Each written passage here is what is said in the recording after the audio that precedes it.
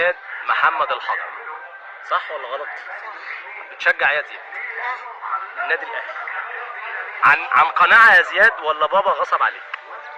بس ما تكذبش. لا، مين انا؟ يعني انت اللي اخترت النادي الاهلي.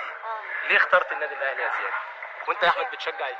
لا الاهلي برضو ولا بابا وعمه غصبوا عليك؟ لا الأهلي. قولوا الصراحه. والله الأهلي. اللي هيقول الصراحه يا حبيبي اقول لك هطلع ليه، اقول لك كل ليه، واحد اقول ياخد لك 50 ليه، جنيه. اقول لك ليه، عشان الاهلي الاهلي حديد؟ واعظم لا. نادي في الكون، ماشي، يعني هو واخد اكتر بطولات. تمام في افريقيا والكلام ده وحاجه جميله. ماشي، يعني انت شجعت الاهلي عن قناعه.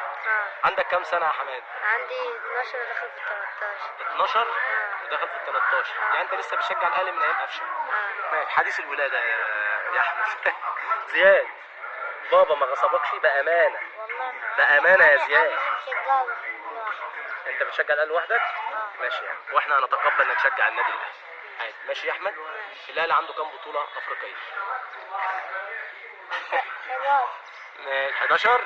لا هي اكتر، بس انا مش هقول لك عشان بابا يضحك عليك، عشان بيقول لي ايه زياد حافظ ومش حافظ، بس هي عادي مش فارقه. عنده 13 بطوله قاريه. لا 13 بطوله افريقيه، مش قاريه، 13 بطوله افريقيه. مين اللي خد الدوري السنه اللي فاتت يا زياد؟ مين يا احمد؟ لا، مش بيراميدز؟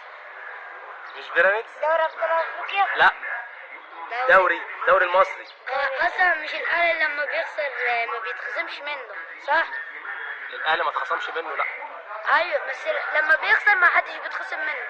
لما ايه؟ لما بيخسر ما حدش بيتخصم منه. الاهلي لما بيخسر ما حدش بيخصم منه؟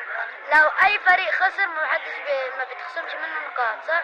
مش واخد بالي، بتتكلم على ايه؟ انهي نقطه؟ يعني الاهلي خسر، النقاط بتاعت الدوري تتخصم منه ولا زي ما هي؟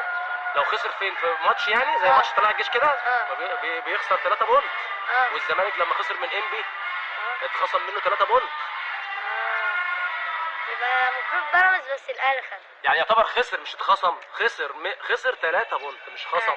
خصم ده لما يكون عمل يعني عمل في عقوبه عليه ويتخصم منه. ماشي. هو ما بيتخصمش من الاهلي، لكن بيتخصم من كل الانديه، صح ولا صح؟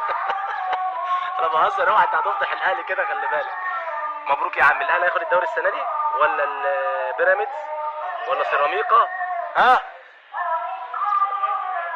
جاي لك. ماشي، انا متوقع ياخدوا سيراميكا لانه داخل. سيراميكا؟ لانه داخل حماده. انت بتهرج؟